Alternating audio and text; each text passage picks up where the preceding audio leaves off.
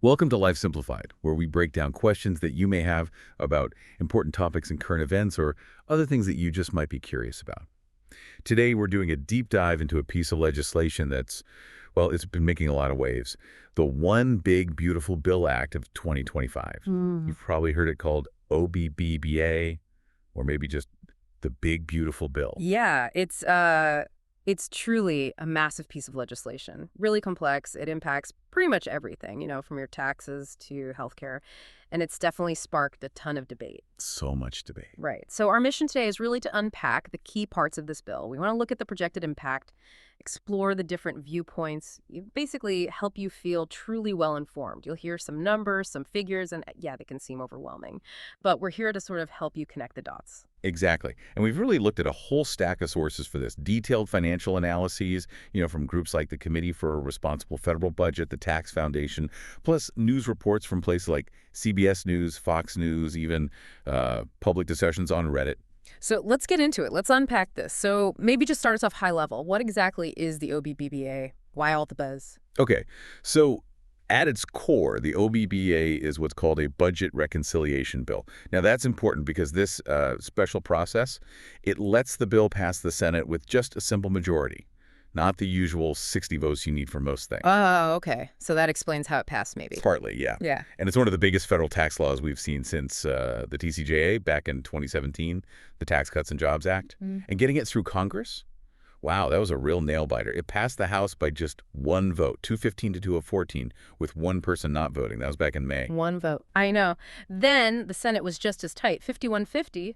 The vice president had to come in and break the tie, and then the House had to approve the Senate's changes, which they did, 218 to 214. Then it went to the president. Wow. So those incredibly tight votes suggest, there was a lot of division right from the start, even before it became law. You said it's a major tax bill, but it sounds like it's more than just taxes, right? Oh, absolutely. It's really, you could think of it as a two-part package. One part, yeah, it extends a lot of those 2017 TCJA tax provisions, the ones that were about to expire.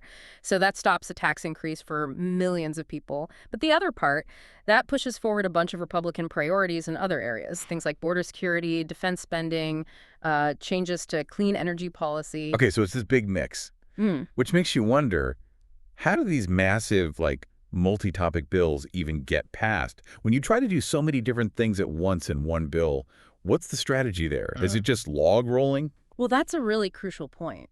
You see, these huge bills often have hundreds of different provisions packed into them. Some are, broadly popular things. Others are much more controversial. And that structure, it makes it really hard for a lawmaker to vote no on the whole thing, even if they hate certain parts. Because they might like other parts or feel pressure. Exactly. There's huge pressure to support the whole package, to get those wins for their district or their party. Sometimes even if it means swallowing things they object to. So the sort of underlying insight, it's a pretty powerful way to get controversial policies passed. You kind of embed them within stuff most people agree on, and it can sometimes bypass that really granular scrutiny. That makes sense. It certainly explains some of the politics behind it. So, okay, the scope is clear now. It's huge. Let's peel back those layers. Maybe start with what most people think about first, with federal laws. Yeah. Taxes. What are the key changes, the extensions we need to know about? Right. So a big chunk, as I said, is extending and tweaking existing tax rules. It makes a lot of the individual tax rates and brackets from the 2017 law permanent. It also expands the standard deduction, increases it to $15,750 for single folks, $31,500 if you're married filing jointly, and that's indexed for inflation. Okay, so keeping those lower rates going. Yes. And it also permanently bumps up the child tax credit. It goes to $2,200 per child. That's up from the current $2,000, though it is actually a little less than what the House originally proposed. Interesting. Okay, so those are extensions. What about new stuff? Any sort of eye-catching new tax ideas that maybe came from campaign promises? Yeah, there are a couple of notable ones. We see specific new deductions for tips and for overtime pay. For tipped workers, there's a new deduction. It's up to $25,000 a year running through 2028. And this basically eliminates federal income tax on those tips, which is huge. Wow, okay, but not other taxes. Right, good point. State, local taxes, payroll taxes like Social Security, Medicare, those would still apply, but no federal income tax up to that 25K limit. And for overtime pay, there's a similar idea, a deduction up to $12,500 for individuals, $25,000 for joint filers, also through 2028. And are these for everyone? No, both of these new deductions get phased out at higher income levels, so they're really targeted more towards lower and middle income workers. Got it. Also remember reading something about Trump accounts. That sounds intriguing. And also changes to the SALT deduction. That's the state and local tax one, which is always a hot button issue. Yeah, good catch on both. The bill does create these Trump accounts. Yep. They're a new kind of tax-favored account specifically for kids under 18. You can contribute up to $5,000 a year. And this is the significant part. There's a one-time $1,000 deposit funded by the government for qualifying kids born between late 2024 and early 2029. $1,000 from the government. For what? The idea is these accounts are for a specific future. Uses things like education, investing in a small business, or buying a first home. You know, supporters frame that $1,000 deposit as a kind of direct investment in the next generation's financial future, financial literacy. Of course, critics point to the cost and, the potential inequities in who benefits most. Right. And SALT, the state and local tax deduction. Yes, SALT too. Yeah. So you remember the 2017 law capped that deduction at $10,000 per household. This bill raises that cap significantly up to $40,000 or $20,000 if you're married filing separately. And that new cap is indexed for inflation, but only until 2029. Then it snaps back to the $10,000 level. Huh. So a temporary but big increase for people in high-tax states. Exactly. It's been a huge point of contention for years, especially for lawmakers representing those states. They've been pushing hard for relief from that $10 cap. Okay, so we've got extensions, new deductions, these Trump accounts, changes to SALT. That's a lot on the tax side. Which brings us to the big question everyone asks. Yeah. What does this all mean for the national debt? Yeah, that's the multi-trillion-dollar question, literally. It's a crucial consideration. The Committee for a Responsible Federal Budget, or CRFB, they estimate the OBBBA would add about $2.4 trillion to deficits over the next decade, just primary deficits. When you add in the interest costs on that new borrowing, it adds about $3 trillion to the national debt over 10 years. $3 trillion. Wow. And that's assuming the temporary parts expire as scheduled. If some of those temporary provisions, like the salty cap increase maybe, get extended later without finding new ways to pay for them, well, the CRFB says that debt number could jump closer to $5 trillion. $5 trillion. Yeah. The Congressional Budget Office, the CBO, they have similar projections. Their estimates range from about $2.4 trillion to $2.8 trillion in increased debt over 10 years. So definitely in the same ballpark. Those are just staggering figures. How did the bill supporters possibly respond to that, given all the concern about the debt? Well, supporters like House Majority Leader Steve Scalise, they argue the bill will actually boost the economy. They say it'll create millions of jobs, have positive economic effects, much like they argue happened after the 2017 tax cuts. The idea is that this economic growth will, eventually offset the upfront cost and the deficit impact. Growth will pay for itself argument. Essentially, yes. Yeah. But critics are not buying it. You have people like Elon Musk, fiscal conservatives like Senator Rand Paul. They're pointing to what they call insane spending. Right. They're warning this will bankrupt America. So it's not just about the numbers, right? It's a fundamental debate about, intergenerational equity. Are we balancing benefits today against burdens for the future? A really core debate. Okay, so that gives us a solid grasp on the taxes and the debt picture. But like you said earlier, this bill casts a much wider net. It's not just taxes. There are big changes to government spending, to policy and other areas, things that will affect you in different ways. Absolutely. So on the spending side, you see significant new money going to border security. We're talking over $46.5 billion for border wall construction, another $45 billion to expand immigrant detention capacity, and around $30 billion more for hiring and resources for IC immigration and customs enforcement. The goal there is actually to increase IC's detention budget by 365% by 2029. 365%. Wow. Huge increases there. And defense spending, too, I imagine. Yep. An additional $150 billion allocated for defense overall. That includes specific things like $29 billion for shipbuilding, $25 billion for a proposed new missile defense system. Okay, so big boost for border security defense. But these aren't just happening in a vacuum, right? I heard these increases are paid for, at least partly, by cuts elsewhere. Yes, that's a really key part of the bill's structure.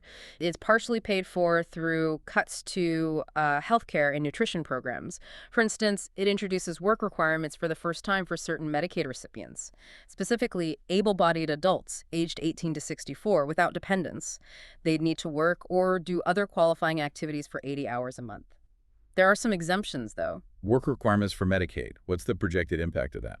Well, the CBO estimates that change could result in about 10.9 million Americans losing their health coverage over the next decade. 10.9 million, that's substantial. It is. And there are also changes to SNAP, the food stamp program. It shifts some costs to states if their error rates in distributing benefits go above 6%. And it also aligns the work requirements for SNAP recipients aged 1864 with those new Medicaid rules. So major shifts in the social safety nets, that really brings the focus onto how specific groups are affected. I also saw something about student loans, caps on borrowing. Yeah. How does this bill hit higher education? Yeah, this provision has definitely generated a lot of buzz and concern. The bill sets lifetime borrowing limits for federal student loans. It caps loans for graduate students at $100,000 total. And for professional degrees, think medical school, law school, the cap is $200,000. Lifetime caps. How does that compare to the actual cost? Well, that's the concern, particularly from groups like medical students. They argue that the typical cost of tuition plus living expenses for med school, for example, often goes way beyond that $200,000 cap. So the fear is this could make those advanced degrees unaffordable for anyone who isn't already wealthy. And that could, potentially impact the future supply of doctors and other professionals. Yeah, potentially huge downstream effects there. The bill also gets into clean energy, right? That's been such a focus recently with things like the Inflation Reduction Act. What does OBBBA do there? It does. And it largely goes in the opposite direction of the IRA. The OBBBA terminates or phases out many of those clean energy tax incentives that came from the Inflation Reduction Act. So things like the tax credits for buying new or used electric vehicles, those get phased out. Credits for installing home EV chargers for residential clean energy property like solar panels, phased out too, mostly by late 2025 or mid-2026. So rolling back incentives for EVs and renewables. Pretty much. And it also introduces stricter rules around what they call foreign entities of concern, or EOAS. These EOK rules apply to various energy credits. Basically, they're designed to make projects ineligible for certain tax credits if their construction or components involve significant help or materials from countries seen as geopolitical rivals. Like China or Russia. Exactly. China, Russia, North Korea, Iran are specifically listed. The stated goal is to reduce U.S. reliance on those countries for, clean energy supply chains. Okay, so pulling back on incentives, adding these EOC rules, what's the expected impact on the clean energy sector itself and maybe the wider economy? Well, the potential effects are pretty significant, according to some analyses. Energy Innovation, they're a nonpartisan energy think tank, they looked at this. They found that dismantling these clean energy incentives could cost over 830,000 jobs across the U.S. Wow, 830,000 jobs. Yeah. And they also project it could raise energy costs for households because you'd lose out on cheaper renewable generation. They estimate wholesale power prices could rise by roughly 50% by 2035 compared to what they would have been. So it really highlights that tension, balancing geopolitical supply chain concerns against domestic economic goals and environmental targets. Definitely a good place, balancing act. Yeah. Are there any other sort of notable provisions tucked away in this massive bill, things that might affect other parts of the economy or just daily life? Yeah, there are a few other pieces worth mentioning. The bill sets up a new 1% federal excise tax on remittances. That's money people send to family in foreign countries. There's a new 2.5% tax credit specifically for metallurgical coal, which is used in steelmaking. And it creates a $50 billion fund for rural hospitals. That's meant to act as a kind of safety net for them, potentially helping offset the impact of those Medicaid cuts we talked about. Okay. And it's also interesting what didn't make it in. There was talk earlier about things like a 10-year ban on states making their own AI regulations or repealing the federal tax on gun silencers.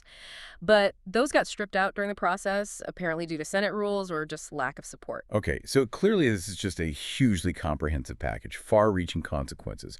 And it has, unsurprisingly, sparked really strong reactions. You mentioned President Trump calling it one big, beautiful bill, but then you have someone like Elon Musk slamming it as a disgusting abomination. What's driving that kind of intense polarization? Yeah, those quotes really captured the divide, don't they? The Trump versus Musk feud, in particular, really grabbed headlines. Musk's main criticism seemed to be about the projected budget deficits, but also very directly impacting him and Tesla was the rollback of those EV tax credits. Right, a direct hit to his business. Exactly. He was very vocal on social media, tweeting things like, call your senator, call your congressman, bankrupting America is not okay, kill the bill. Really strong stuff. It's fascinating to see that kind of opposition from maybe unexpected places. And you also mentioned that even within the Republican Party, the party that largely pushed this bill, there wasn't universal agreement. There was dissent. Indeed. You had fiscal conservatives like Senator Rand Paul, Representative Thomas Massie. They publicly criticized the bill. Their main issues were the increase to the debt, but also just the fact that it was such a massive omnibus bill, cramming everything together. Mm. Senator Paul, for example, argued they should have gone for even more aggressive spending cuts and tax cuts elsewhere, basically saying it didn't go far enough in the right direction for him or cut enough spending. So too much spending, not enough cutting for some conservatives. Right. And then you also had some moderate Republicans voicing concerns, particularly about those Medicaid cuts and how they could end up shifting significant costs onto state governments, hitting state budgets, and potentially hurting healthcare access locally. Okay. And then on the other side of the aisle, or among critics more broadly, the alarms seem really focused on the impact on more vulnerable populations, connecting it to real human costs. That's been a huge focus of the criticism, yes.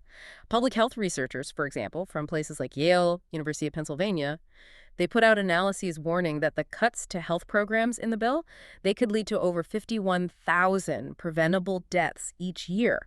51,000 Yeah. preventable deaths. That's stark. Very stark. Other analyses project the bill could actually raise costs for low and working class families, maybe by $1,600 or $1,700 a year on average. That's due to things like reduced insurance subsidies, potentially higher out-of-pocket medical costs.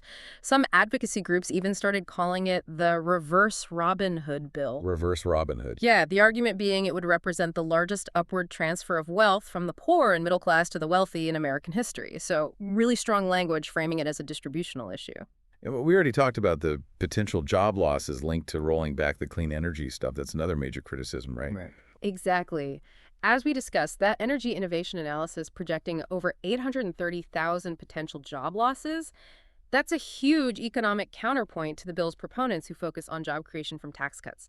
It just underscores the tension between different policy goals and how they can have really different, sometimes opposing economic effects. So if we try to tie all these threads together, connect all these different pieces to the bigger picture, it really sounds like crafting a bill this big involves a massive amount of fundamental trade-offs, competing priorities constantly clashing. Absolutely. That's maybe the biggest takeaway. When legislation gets this large, this all-encompassing, it forces this really difficult question. How do you balance the incredibly diverse needs, the competing priorities of an entire nation in one go? I mean, there's just no way to make everyone happy. Lawmakers inevitably have to accept some losses on things they care about to secure wins elsewhere for their constituents or for their party's agenda. It really is a testament to just how complex government is at the federal level. So thinking about all this, what does it really mean for you, the listener, trying to make sense of these huge, complex policy fights? Well, I think the OBBBA is just a prime example of this really intricate web of policy and finance that shapes our daily lives, often in ways we don't even realize. You know, from making certain tax cuts permanent, which might affect your paycheck directly, to shifting the rules for social safety nets, which impacts healthcare access for millions. This deep dive really shows how one single giant piece of legislation can send ripples across the whole economy and all through society. Yeah, it's definitely a lot to process, especially when you layer in those wildly different predictions about what it will do to the national debt or the economy overall. It really throws that core tension into sharp relief, doesn't it? The tension between maybe providing immediate benefits or perceived benefits to certain groups or industries versus thinking about long-term fiscal health for the country. Indeed, it's the classic short-term versus long-term policy dilemma writ large. So maybe as you reflect on everything we've unpacked today, here's something to consider. When legislation does get this massive, this multifaceted, how do you think lawmakers should try to balance all those competing priorities, those potential trade-offs that affect different people so differently, and maybe even bigger picture? What do you think the long-term legacy of bills like this might be, not just economically, but for society, for future generations?